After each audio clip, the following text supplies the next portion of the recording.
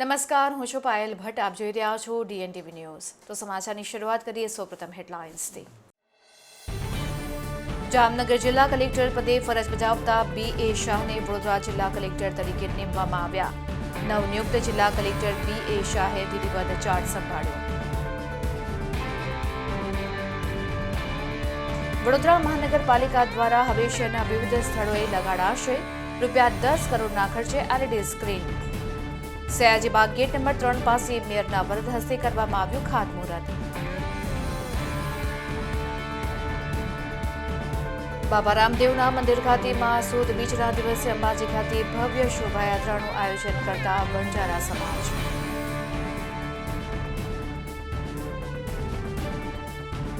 હવે જોઈએ સમાચાર વિગતવાર. વડોદરામાં નવનિયુક્ત જિલ્લા કલેક્ટર B.A. શાહે પોતાનો વિધિવત ચાર્જ સંભાળ્યો હતો. આગામી લોકસભાની ચૂંટણીને ધ્યાનમાં રાખીને રાજ્ય સરકાર દ્વારા સરકારી બેડામાં કલેક્ટર પોલીસ વિભાગના અધિકારીઓમાં બદલીઓ થકી મોટો ફેરફાર કર્યો છે. જેમાં વડોદરા જિલ્લાના કલેક્ટર તરીકે ફરજ બજાવતા E.B. ગૌરની મુખ્યમંત્રી કાર્યાલયમાં ખાસ ફરજ પરના અધિકારી તરીકે બદલી કરાઈ હતી. તેમની જગ્યાએ જામનગર જિલ્લા કલેક્ટર પદે ફરજ બજાવતા B.A. શાહને વડોદરા જિલ્લા કલેક્ટર તરીકે નિમવામાં આવ્યા હતા. ત્યારે વડોદરા જિલ્લાના નવનિયુક્ત કલેક્ટર B.A. શાહ કલેક્ટર કચેરી ખાતે આવી પહોંચ્યા હતા અને વિધિવત ચાર્જ સંભાળ્યો હતો. આજે સવારે અધિક નિવાસી કલેક્ટર B.S. પ્રજાપતિ સહિતના અધિકારીઓ અને વર્ગ 3ના મહેસૂલી કર્મચારી મહામંડળ દ્વારા જિલ્લા કલેક્ટરનું ફૂલોનું બુકે આપીને સ્વાગત કરવામાં આવ્યું હતું.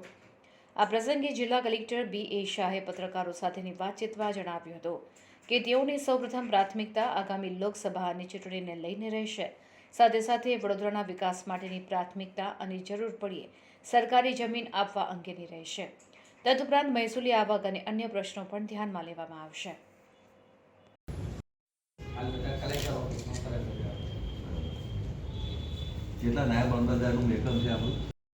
સૌથી પહેલી પ્રાયોરિટી કદાચ એવું કહી શકાય કે લોકસભાની ચૂંટણી નજીકના ભવિષ્યમાં યોજાશે તો ચૂંટણી વિશે જે કંઈ પણ પૂર્વ તૈયારી આયોજન કરવાનું છે એ સૌથી પહેલી પ્રાયોરિટી હશે.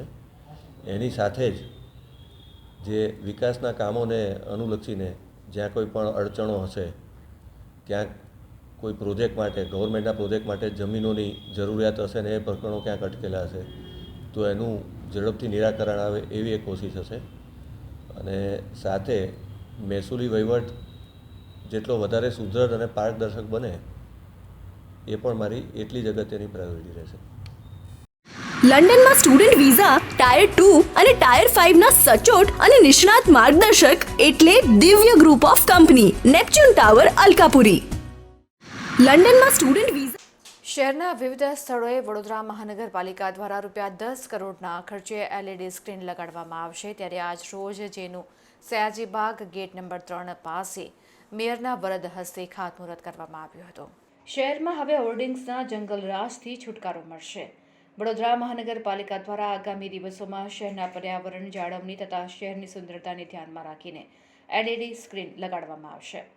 વડોદરા મહાનગરપાલિકા દ્વારા સ્પેશિયલ આસિસ્ટન્ટ સ્વર્ણિમ ગ્રાન્ટ અંતર્ગત ₹10 કરોડના ખર્ચે શહેરના વિવિધ સ્થળોએ અંદાજે 40 જેટલા LED સ્ક્રીન લગાડવામાં આવશે. જે માટે શહેરના સયાજીબાગ ગેટ નંબર 3 પાસે મેયર અને સ્થાયી સમિતિના ચેરમેનની વિશેષ ઉપસ્થિતિમાં ખાતમુહૂર્ત કરવામાં આવ્યું હતું. આ LED સ્ક્રીનનું ઇન્ફ્રાસ્ટ્રક્ચર મજબૂત હશે. 5 વર્ષની વોરંટી સાથે વોટરપ્રૂફ LED સ્ક્રીન લગાડવામાં આવશે. જેમાં 10x10 અને 20x20ના LED તથા 2 જગ્યાએ ડાયમેન્શનલ LED સ્ક્રીન લગાડાશે. જેના માટે હાઈએસ્ટ બિડ કરાશે. આ LED સ્ક્રીન પર લોકલ ઇવેન્ટ, સ્વચ્છતા તથા આરોગ્ય જેવા કાર્યક્રમો દર્શાવાશે. અન્ય શહેરોમાં સફળ પ્રયોગ બાદ વડોદરામાં હવે આગામી દિવસોમાં હોર્ડિંગ્સના જંગલરાજનો અંત આવશે. આ LED સ્ક્રીનનું સ્ટ્રક્ચર 140ની ગતિએ આવતા વાવાઝોડા સામે પણ ટકી શકે તેવું હશે. આ ખાતમુહૂર્ત કાર્યક્રમમાં વડોદરાના પ્રથમ નાગરિક એવા મેયર પિંકીબેન સોની, સ્થાયી સમિતિના ચેરમેન ડોક્ટર શીતલ મિસ્ત્રી, મ્યુનિસિપલ કાઉન્સિલરો રાખી શાહ, રૂપલ મહેતા, હીરાભાઈ કંજવાણી, ડોક્ટર હિતેન્દ્ર પટેલ, પૂર્વ સ્થાયી સમિતિના ચેરમેન, નગર પ્રાથમિક શિક્ષણ સમિતિના અધ્યક્ષ મિનેશ પંડ્યા તથા અન્ય કાઉન્સિલરો, પાલિકાના પદાધિકારીઓ ઉપસ્થિત રહ્યા હતા. વડોદરા શહેરના સયાજીબાગ ખાતે ગેટ નંબર 3 પાસે 3D LED સ્ક્રીન લગાવવાના કામનું આજરોજ ખાતમુહૂર્ત કરવામાં આવ્યું. જે 3D LED સ્ક્રીન છે એમાં રિયલ વર્ઝન હોય, રિયલ ઇફેક્ટ હોય, એ રીતના તમને શહેરીજનોને વિઝન મળશે. અને સમગ્ર શહેરમાં લગભગ 40થી 42 જગ્યાએ વિવિધ સ્થળો પર આ રીતના LED સ્ક્રીન લગાવવામાં આવનાર છે. સ્વર્ણિમની સ્પેશિયલ ગ્રાન્ટમાંથી લગભગ 10 કરોડના ખર્ચે આ LED સ્ક્રીન લગાવવાનું કામનું આયોજન છે. આવક શું આના?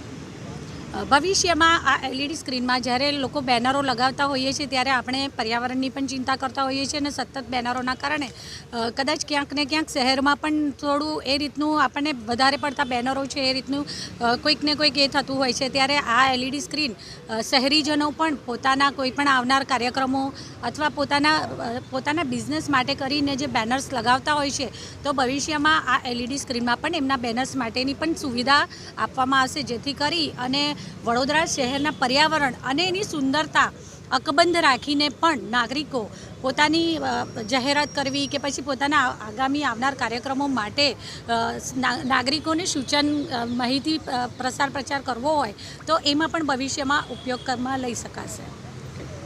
નવી LED સ્ક્રીન લગાવવાનું આયોજન છે, શું કહેશો? વડોદરા શહેરમાં વડોદરા કોર્પોરેશન દ્વારા 10 કરોડના ખર્ચે લગભગ 40 જેટલા LED ટીવી કે જે 10 બાય 10 ફૂટ અને 20 બાય 20 ફૂટના હશે.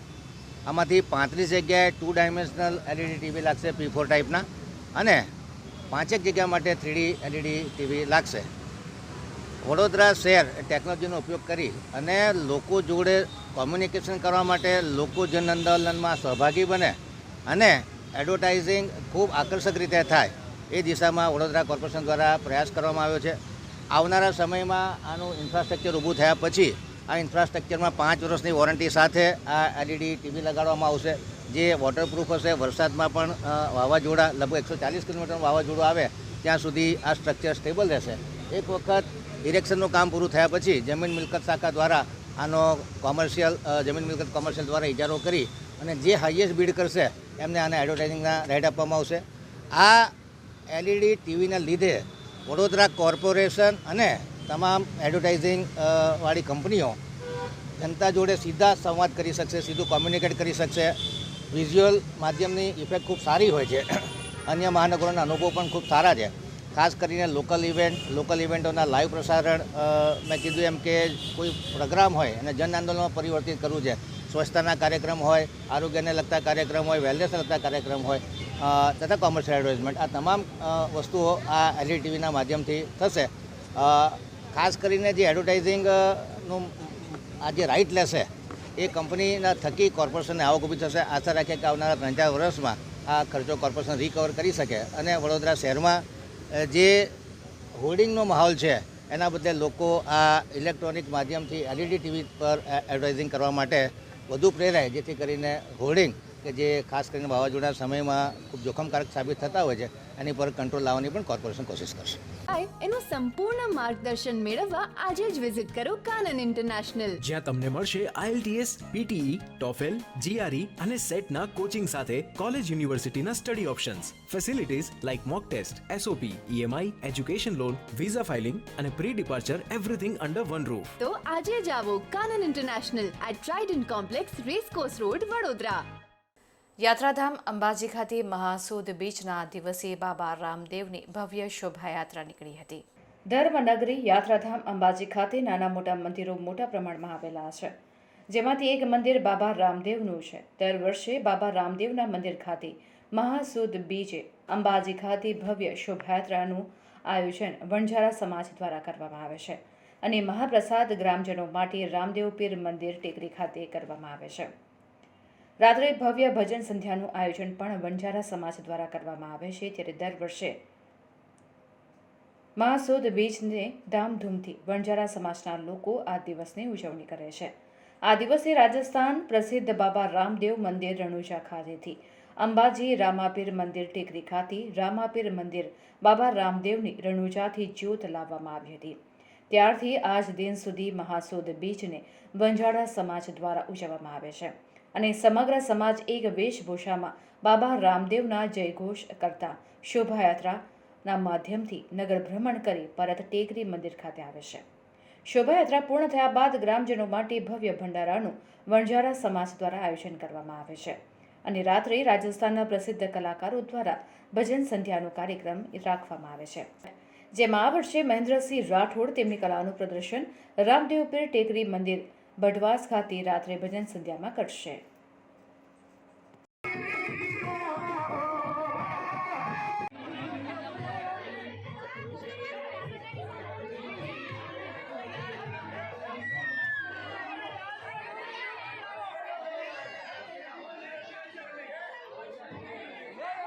વાળાની જગ્યા રાખો, પ્રસાદ આરામથી લો, સાઈડમાં બેને પ્રસાદ લો અને ઉપર ઢોળો મત. ખાતા પાસે પોતાની થાળી ઉપાડે ને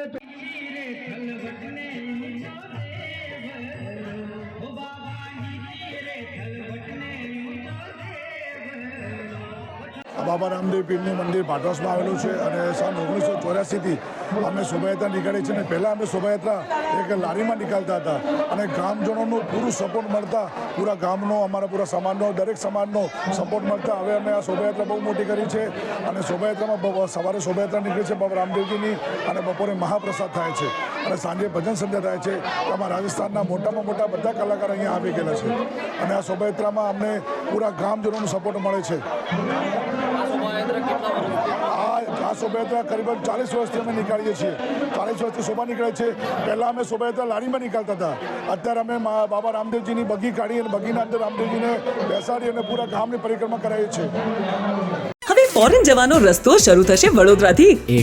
એટલે કે જવું હોય UK, યુરોપ, USA કે કેનેડા, દિવ્ય ગ્રુપ સાથે કરો સફર તમારા કરિયરના સર્વોચ્ચ શિખર પર. વિદેશમાં ઉચ્ચતમ અભ્યાસ સાથે નોકરીની તક મેળવી આપતી વડોદરાની એકમાત્ર વિશ્વાસપાત્ર સંસ્થા એટલે Divya group of companies. Visit today at Neptune tower, BPC road, Alkapuri. Yuva Josh group દ્વારા હરણી દુર્ઘટનાના મૃતકોને શ્રદ્ધાંજલિ અર્પણ કરવામાં આવી હતી.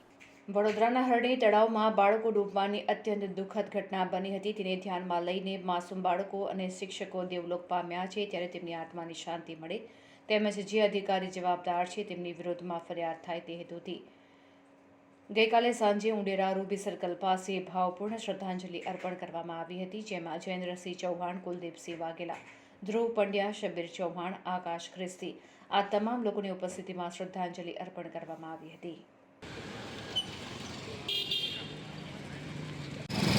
વડોદરા શહેરમાં આટલી મોટી દુર્ઘટના ઘટેલી 18/1/2024ના દિવસે તેના સંદાકે આજે ઉંડેરા ગામમાં શ્રદ્ધાંજલિનો પ્રોગ્રામ રાખવામાં આવેલો છે અને સરકારને ઉપર ધ્યાન દોરવા માંગીએ છીએ કે જે આટલી મોટી દુર્ઘટના ઘટી છે તેથી વડોદરા મહાનગરપાલિકામાં જે કર્મચારીઓ છે, જે અધિકારી છે એના પર કડકમાં કડક કાર્યવાહી કરવામાં આવે. જે હજુ આ છોકરાઓને ન્યાય નહીં મળ્યો, જો એમને ન્યાય નહીં મળે તો યુવા જોશ ગ્રુપ ઉગ્ર આંદોલન કરશે તેવી અપીલ છે.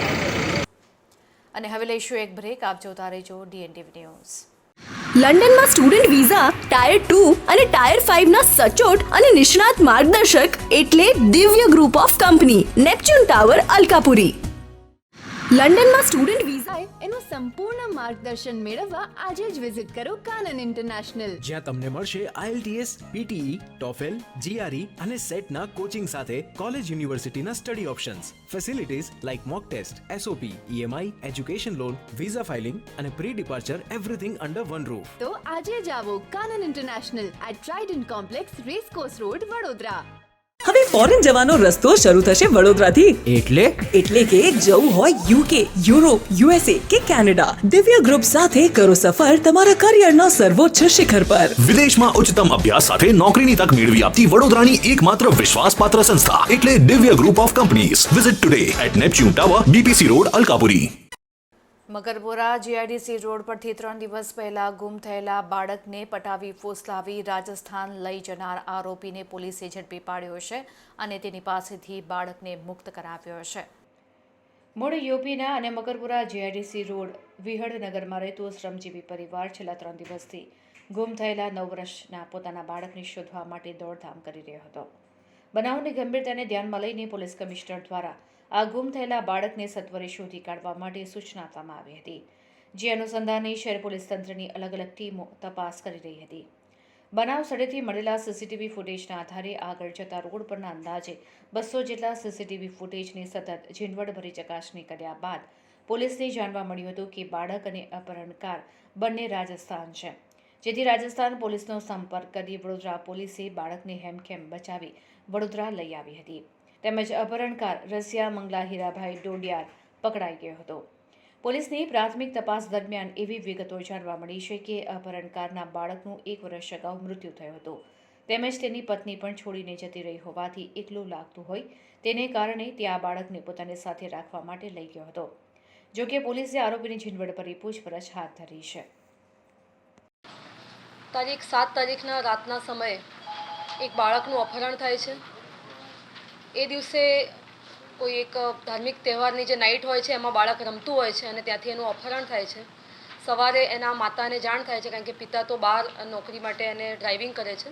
માતાને જાણ થતાં એની શોધખોળ થાય છે અને લગભગ સાંજના ટાઈમે પોલીસ પાસે એના સગાવાલા અને આસપાસના લોકો આવે છે કે બાળક અહીંયા મળી રહ્યું નથી, જેના આધારે પોલીસ તરફથી ફરિયાદ લેવામાં આવે છે. અપહરણનો 363નો ગુનો નોંધીને આગળની કાર્યવાહી કરવામાં આવે છે. સાવ એકદમ બ્લાઇન્ડ કેસ છે કે જેની અંદર એ જે અપહરણકર્તા છે એ કોઈ નોન નથી, એના કોઈ ક્યારે પણ સંપર્કમાં પરિવારના પણ નથી આવેલો, અને પોલીસ દ્વારા અલગ અલગ ટીમો પાડીને આશરે 200 જેટલી સીસીટીવી ફૂટેજ જોવામાં આવે છે, જેમાં ક્રાઇમની ટીમ, પીસીબીની ટીમ, ઝોન 3ની એલસીબીની ટીમ, લોકલ પોલીસનો ડી સ્ટાફ, તમામ પીઆઈ શ્રી, મકરપુરા પીઆઈ, આ તમામને ઇન્વોલ્વ કરીને આખી એક ટીમ બનાવવામાં આવે છે, જેમાં બાળક જે જગ્યાએથી જતું દેખાય છે આમાં અપહરણકર્તા સાથે, આરોપી સાથે, એ ફૂટેજ ભેગી કરીને આગળની એ લોકોની મૂવમેન્ટ જોવામાં આવે છે. બાળક ઘણું કમ્ફર્ટેબલ હોય છે આરોપી સાથે, જેથી શંકા થોડી એવી જાય છે કે બાળક પહેલાં ક્યારે પણ આને મળેલું છે કે નહીં.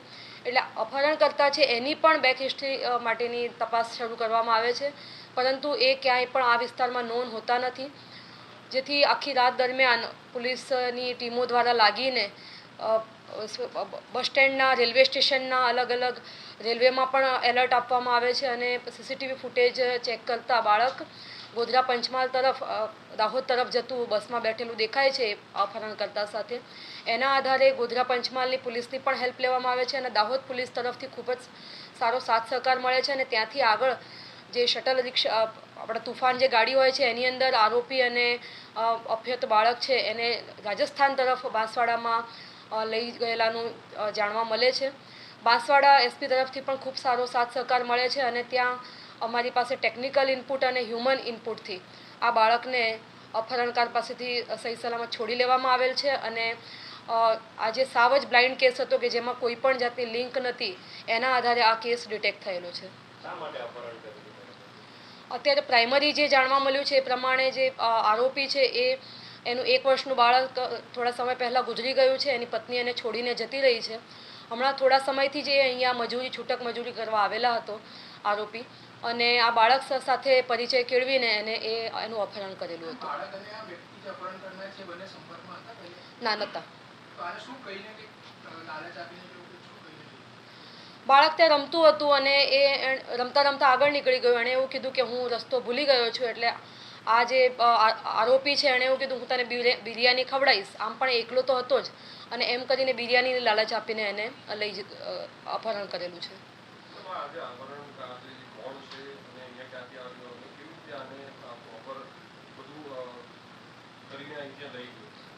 અપહરણકાર છે એ બાંસવાડા, રાજસ્થાનના બાંસવાડા જિલ્લાનો સજ્જનગઢ તાલુકાનો છે, અને આરોપી જે છે એ છૂટક મજૂરી કરે છે, અને અહીંયા આવીને એ આ રીતના જ કન્સ્ટ્રક્શન સાઇટ ઉપર છૂટક મજૂરી કરતો હતો અને રખડતો ભટકતો ટાઈપનો રહેતો હતો, અને મંદિર ઉપર કે ક્યાંય પણ માગીને ખાઈને સૂઈ જતો હતો.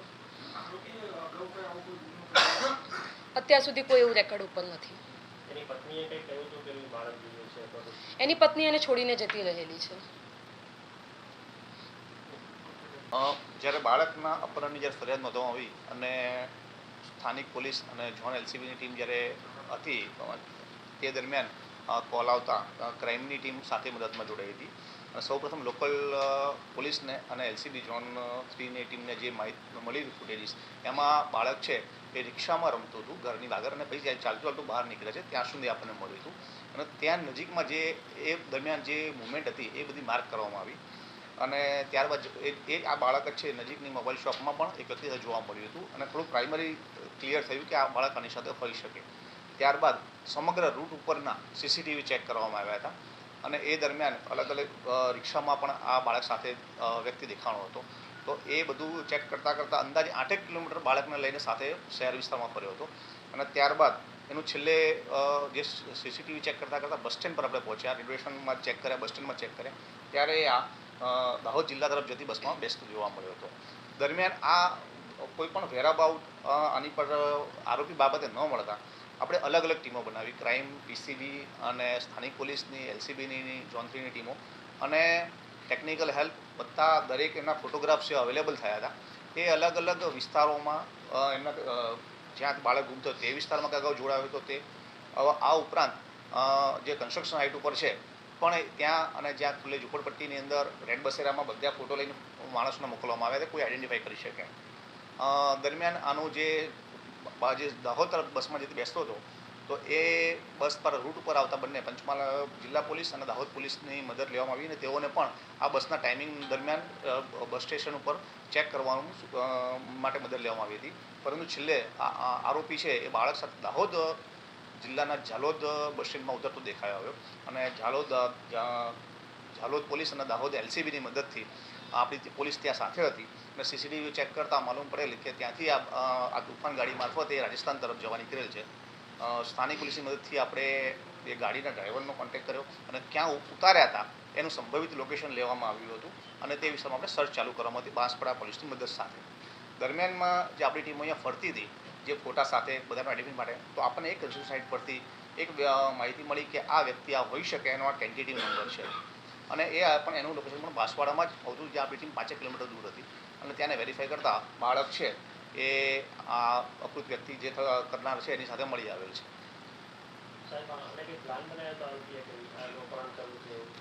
હાલ પૂરતું એવું લાગતું નથી કે પ્લાનિંગ સાથે જ આ પર્ટિક્યુલર બાળક માટે ટાર્ગેટ કરીને આવ્યો હોય એવું.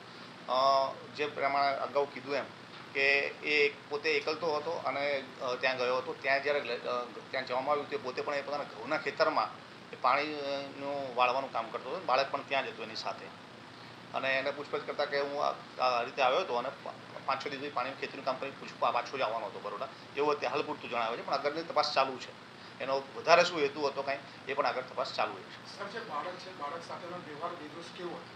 આપ સીસીટીવીમાં જોયું કે અમે જોયું હતું બાળક એની સાથે કમ્ફર્ટેબલી ચાલતું હતું.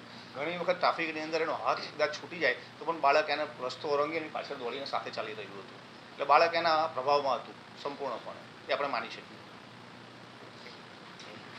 લંડનમાં સ્ટુડન્ટ વિઝા ટાયર 2 અને ટાયર 5 ના સચોટ અને નિષ્ણાત માર્ગદર્શક એટલે Divya group of company, Neptune tower, Alkapuri. લંડનમાં સ્ટુડન્ટ વિઝા. દંતેશ્વરમાં નજીવી બાબતે તકરાર થતાં કલરકામની મજૂરી કરતા શ્રમજીવીનું 4 જેટલા હુમલાખોરોએ ઢીમઢાળી દીધું હતું. ત્યારે પોલીસે ગણતરીના કલાકોમાં જ આરોપીને ઝડપી પાડ્યા છે. દંતેશ્વર વિજયવાડીમાં રહેતા આરતીબેન પ્રકાશભાઈ શેઠકે બંગલામાં કામ કરે છે. મકરપુરા પોલીસ સ્ટેશનમાં તેમની ફરિયાદ નોંધાવીને જણાવ્યું છે કે આરતીબેનના લગ્ન સંજય રામચંદ્ર કાલગુડે સાથે થયા હતા. તેઓનું વર્ષ 2011માં અવસાન થતાં તેમને બીજા લગ્ન પ્રકાશ નારાયણ શેઠકે સાથે કર્યા હતા. તેઓ છૂટક કલર કામ કરે છે. ત્યારે ગઈકાલે સાંજે 7:30 વાગ્યે તેમના પતિ ભગવાનનો દીવાબત્તી કરીને બાઇક લઈને ઘર માટે દૂધ તથા બિસ્કિટ લેવા માટે નીકળ્યા હતા. સવારે 8 વાગ્યે તેઓ ઘરે પરત આવ્યા ત્યારે રસોડામાં રસોઈ બનાવતી વખતે ઝઘડાનો અવાજ આવતા તેઓ ઘરની બહાર નીકળ્યા હતા.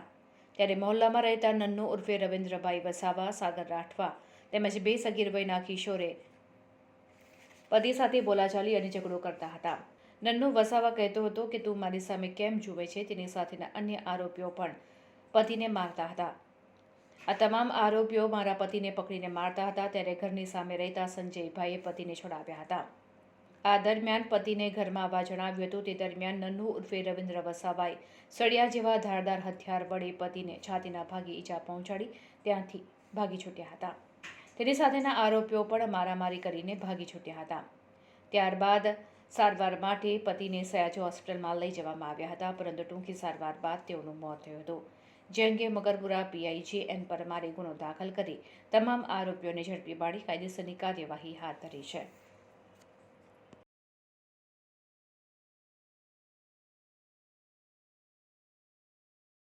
ગઈકાલે 10:15 વાગે 10 તારીખે 10:15 વાગે આપણને એક એસએસજી હોસ્પિટલમાંથી વર્દી મળી, દવાખાના વર્દી, અને જે આધારે તપાસ કરી તો એમાં દર્દી છે પ્રકાશભાઈ નારાયણભાઈ સિરકે.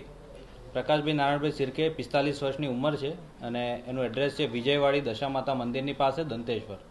એને અજાણ્યા ઈસમોએ ડાબી બાજુ બગલના ભાગે ધારદાર સળિયા વડે ઈજાઓ પહોંચાડી છે અને દર્દી બેભાન હાલતમાં છે.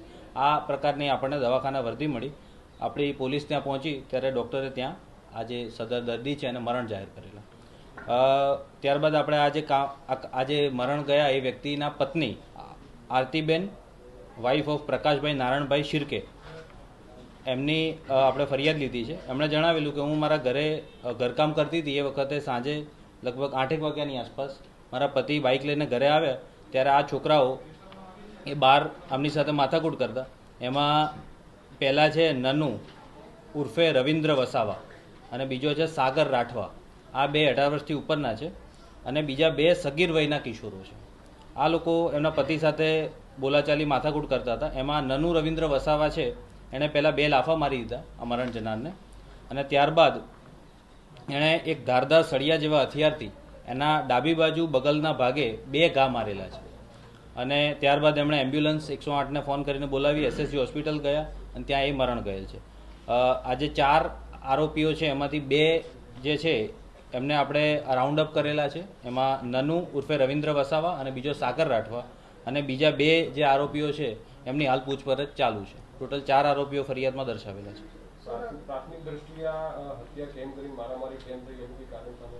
સામાન્ય એમની બોલાચાલી થયેલી, બરાબર. અને આજે નનુ રવિન્દ્ર વસાવા છે એણે આ મરણ જનારને એવું પૂછેલ તું મારી સામે કેમ જુએ છે, એ પ્રકારે બનાવ બનેલો છે.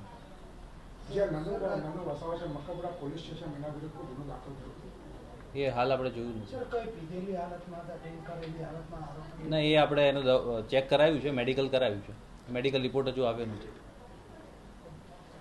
એનું સંપૂર્ણ માર્ગદર્શન મેળવવા આજે જ વિઝિટ કરો કાનન ઇન્ટરનેશનલ, જ્યાં તમને મળશે IELTS, PTE, TOEFL, GRE અને સેટના કોચિંગ સાથે કોલેજ યુનિવર્સિટીના study options, facilities like mock test, SOP, EMI, education loan, visa filing અને pre departure everything under one roof. તો આજે જ આવો Kanan international at Trident complex, racecourse road, Vadodara.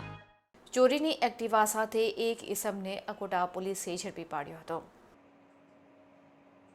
Akota police મથકમાં તારીખ 11ના રોજ નોંધાયેલ ગુનો, જેમાં એક્ટિવા મોપેડ ચોરીમાં ગયેલ હોવાનો બનાવ બન્યો હતો. જે અનુસંધાને અકોટા પોલીસ સ્ટેશન ખાતે ફરિયાદીની ફરિયાદ નોંધીને સીસીટીવી ફૂટેજ તેમજ બાતમીદારથી આ ગુનો કરનાર આરોપી અંગે માહિતી મેળવવા કામગીરી ચાલુ હતી. આ દરમિયાન પોલીસને બાતમી મળી હતી કે સીસીટીવી ફૂટેજમાં જણાઈ આવેલ ઇસમ ચોરીમાં ગયેલ મોપેડ હોન્ડા એક્ટિવા લઈ કોઈકને વેચાણ આપવાના ફિરાકમાં છે અને હાલમાં અકોટા ગાર્ડન પાછળ ઉભેલો છે. જે માહિતીના આધારે પોલીસે સ્થળ પર પહોંચી તેને પકડી એક્ટિવા મોપેડના દસ્તાવેજ આધાર પુરાવા માંગતા તેની પાસે નહીં હોવાનું જણાઈ આવ્યું હતું અને ગલ્લા તલ્લા કરવા લાગ્યો હતો. જેથી આ ઇસમની પૂછપરછ હાથ ધરતા તેની પાસેની આ એક્ટિવા મોપેડ એક દિવસ પહેલા જ બેન્કરહાટ હોસ્પિટલ સામેના પાર્કિંગમાંથી ચોરી કરી લાવેલ હોવાનું જણાઈ આવતા પોલીસે તેની અટકાયત કરી કાયદેસરની કાર્યવાહી હાથ ધરી હતી.